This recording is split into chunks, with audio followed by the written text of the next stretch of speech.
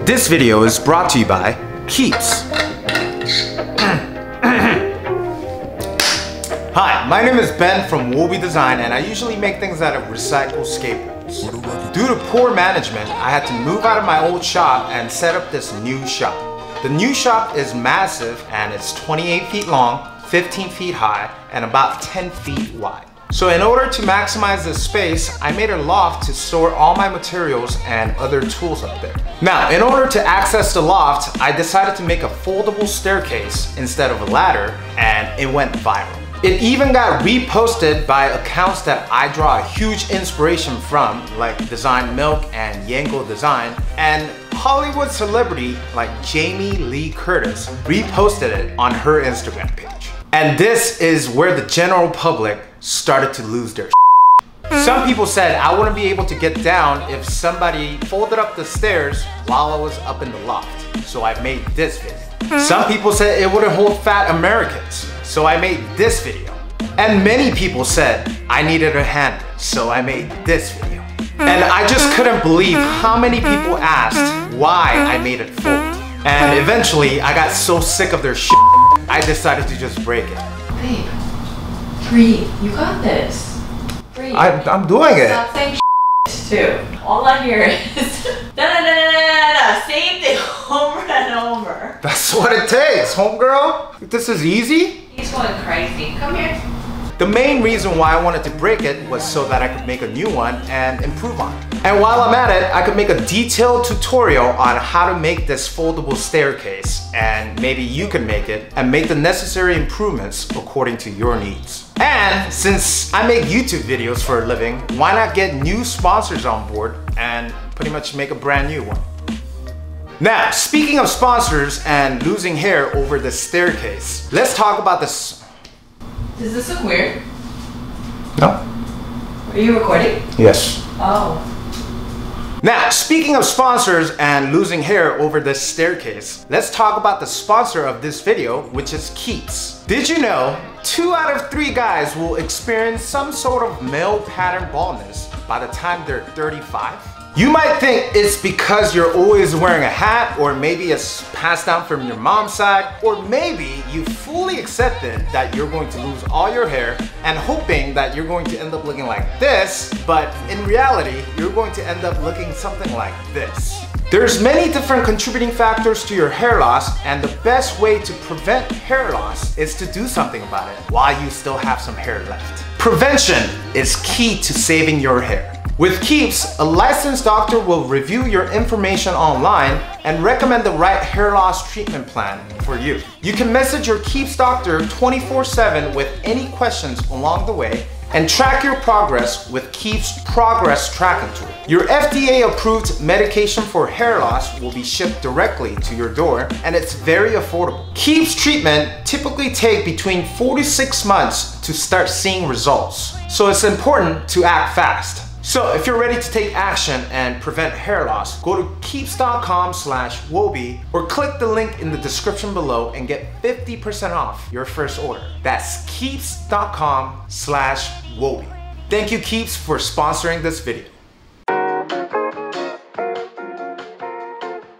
So, since so many of you just couldn't understand why I made these foldable staircase, let me explain to you what my needs are and why this solution works for me in my shop. Now remember, this is my shop, not yours. Nobody cares about how you would do it. Either make a video about it like everybody else in 2021, or shut up. First, I need to carry materials up and down. I think we can all agree that using a staircase with your hands full is a lot easier than using a ladder. Just watch me struggle with this dust collection using the ladder. And if you disagree, you're the problem. Secondly, I need to be able to park my Sprinter van about halfway into the shop. My next big project is to convert this Sprinter van into a camper, tiny house, mobile traveling machine, and I'm planning on working on it inside this shop. And lastly, I made it fold up so that I can store my jointer underneath. Some of these people said, what's the point? You can't even store anything underneath. And just look at all the stuff that I'm able to store down here. If you're new to woodworking, jointer is one of those tools that's really nice to have, but you don't really need it and you're not going to be using it very often. And these jointers are pretty long and pretty big, so it's a really convenient way to hide the jointer underneath the stairs when it's not in use, and I can always fold up the stairs when I have to use the jointer. Now, I can already feel the comments coming in, why don't you just have a mobile base for your jointer? And yeah, I could do that. But I still need some space to walk out of my shop when I have the sprinter van parked inside about halfway and I'm not trapped inside the shop. Having the ability to fold up these stairs allows me to clear a path for me to walk in and out of the shop. So these are the main reasons why I needed a foldable staircase inside the shop. Does that make sense to you? Huh? Jesus. Now, the thing is, I still couldn't go to sleep knowing that I could make this staircase so much better. And for those of you who's just joining me here today, I don't make staircases for a living. This is my first time and the only prototype that I have of these stairs. And I know I'm supposed to ignore these negative feedbacks and comments, but I couldn't help myself. So I decided to break it and make a brand new one. And people lost their mind.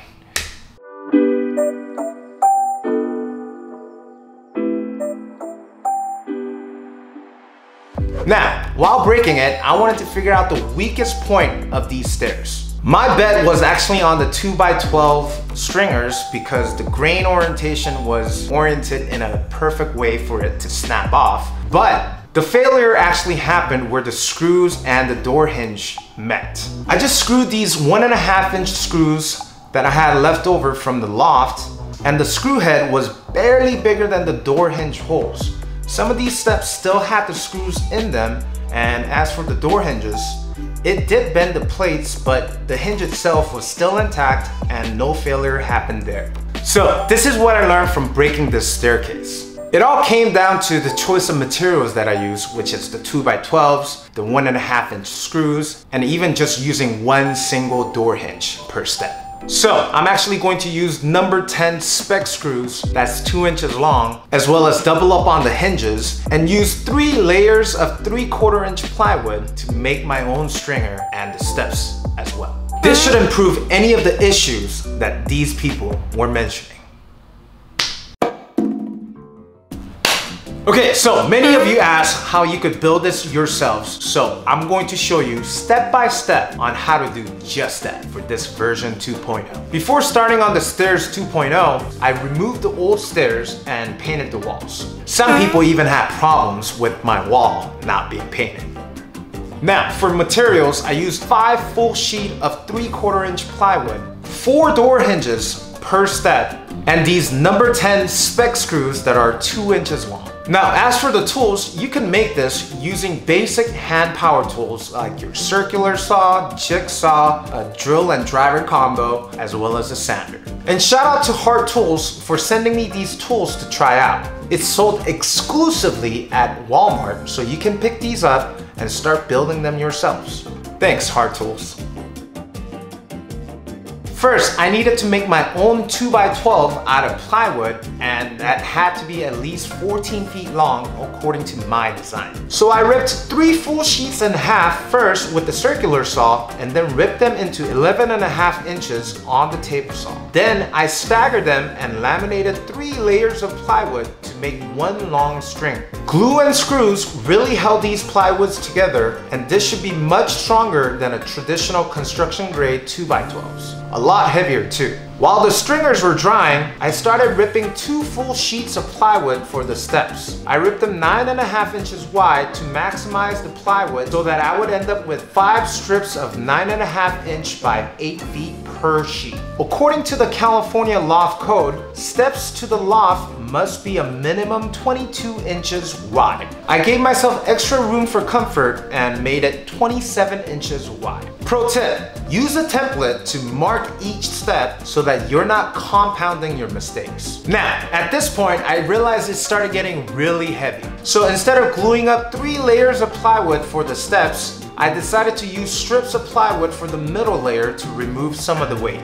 I glued and pin nailed the strips in place and secured the entire steps with screws.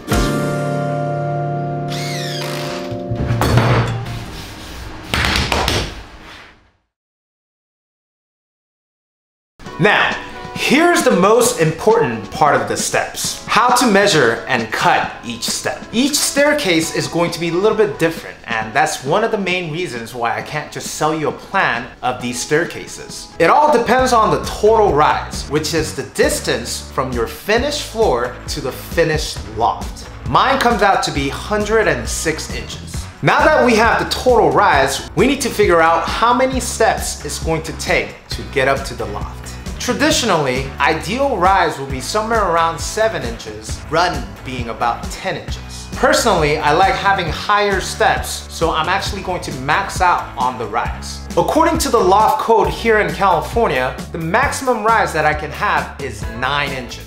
So here's what I did. I divided the total rise, which is 106 inches, by 9 inches, which is the maximum rise according to the loft code. And it gave me somewhere around 11.77. Now, since you can't have 0.77 of a partial step, you always want to round this number up to the nearest whole number, which is 12. So that means this staircase will involve 12 steps. Now, divide the total rise, which is 106, by 12 steps. That will give you the each rise for your steps, which is going to be somewhere around 8.83 inches, which is same as 8 inches and 13/16.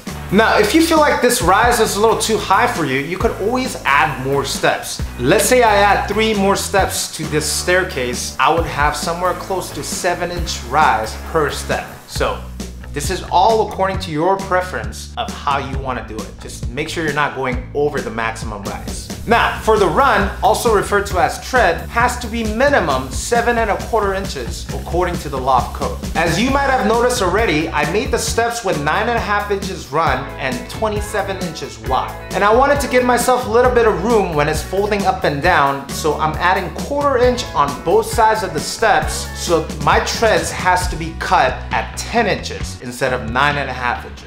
So, I have the total rise at 106 inches. There will be 12 steps involved with this staircase. Each rise will be 8.83 inches, and the treads will be cut at 10 inches. Pretty simple, right? If you don't understand this, I'm gonna leave a video right up here.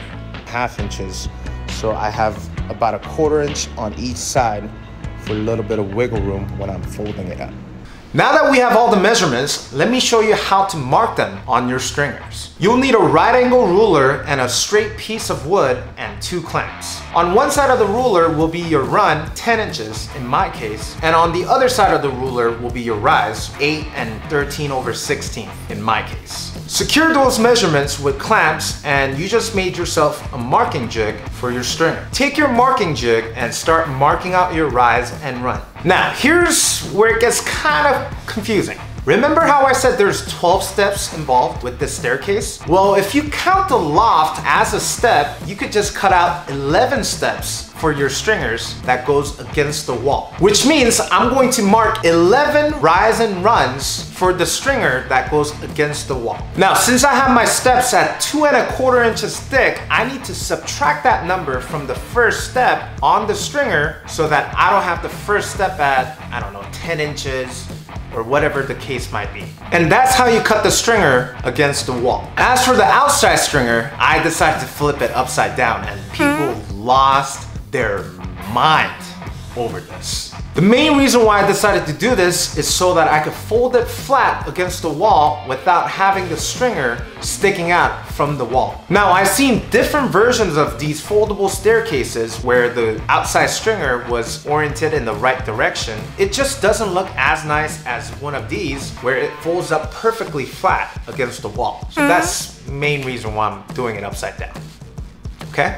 Now, to mark your rise and runs for your outside stringer, you actually need to add 2 more steps from your inside wall stringers, which will be the floor and the loft. So for the outside stringer, you actually have to cut 13 rises and runs, and you don't have to subtract any of the thicknesses for the steps because it's already at the right rise and runs, because it's flipped upside down. And you should have something like this, and this will be a good time to check and see if everything is cut correctly and make sure everything lines up. After checking everything fits, I decided to put on finish for this staircase. I sanded it smooth and put on TOTALBOAT HALCYON Clear. This is my favorite finish when it comes to finishing plywood because it doesn't yellow the wood and it's fast drying, and I don't have to sand between coats. I just rolled it on with the foam roller and put on about 3 coats for all the components. Use the coupon code down in the description below and get a fat discount off of all TOTALBOAT products. Thank you TOTALBOAT for supporting this channel.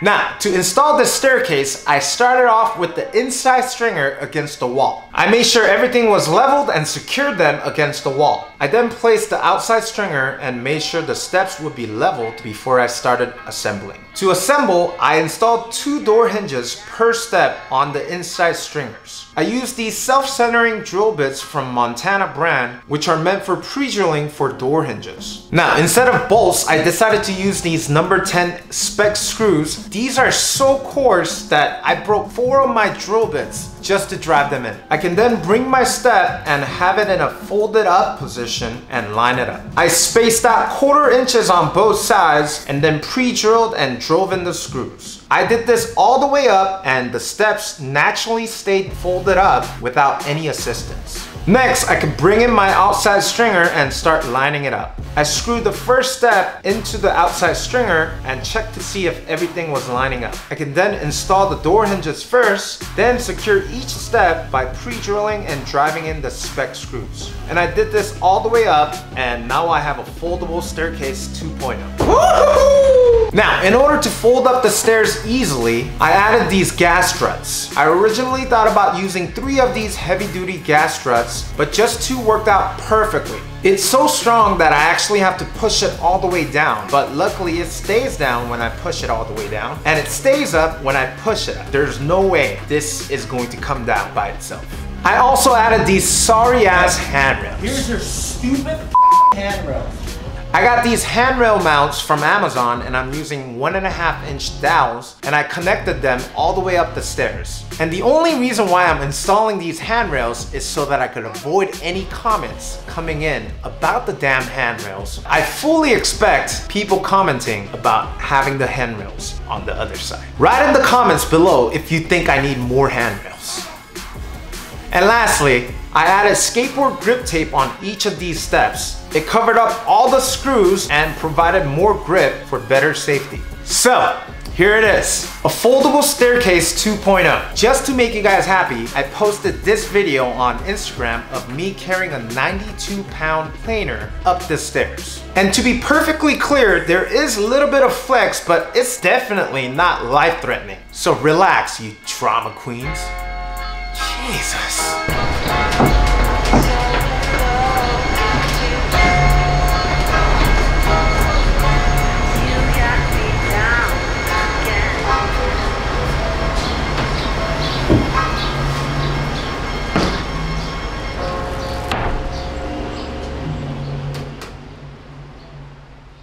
So, this is how I made the foldable staircase. I hope this video helped for those of you who are interested in having this built. And like I said, I wish I could just sell you the plans and everybody could be happy, but everybody has different measurements, different dimensions, different codes, and different regulations and requirements. So it all depends on where you live, and hopefully I made this video easy enough so that anybody who could use hand power tools can make this staircase for themselves. Just as a reminder, I do not build staircases for a living. This is actually my 2nd time making the staircase before the one that I broke. So if you have any questions, ask your local contractor and see if there's any way that they could improve it better than I can. Got it? And that's it for this video. I hope this can be a great alternative solution for those of you who need to access the loft, but also have the ability to fold up the stairs so that you have more space down below. Now, I went through hell just to keep you guys entertained throughout this whole foldable staircase series, and I deserve a few things from you. So do me a favor, subscribe to this channel, like this video, I don't know, write a nice comment instead of these negative ass messages all the time. And if you want to support me on Patreon, I'll have the link right up here as well as in the description below. Here's my closing statement. It's really easy to spot a problem. The world is filled with problems. And we really don't need another person out there just pointing out all the things that's wrong with the world and how imperfect it is. If anything, what we really need is people to start solving these problems, or at least try to. So next time you see a problem, stop trying to point it out and why it's not going to work out for you, but really think about how you could solve that problem and make it better and find a way to make it fit for your needs. And then instead of sharing that opinion, you go do that somewhere else. Because at the end of the day, no one cares what you did but yourself. Thanks again, and until next time. Woo! Today, I just want to give you a friendly Friday reminder to mind your own business. Let people do whatever the hell they want to do,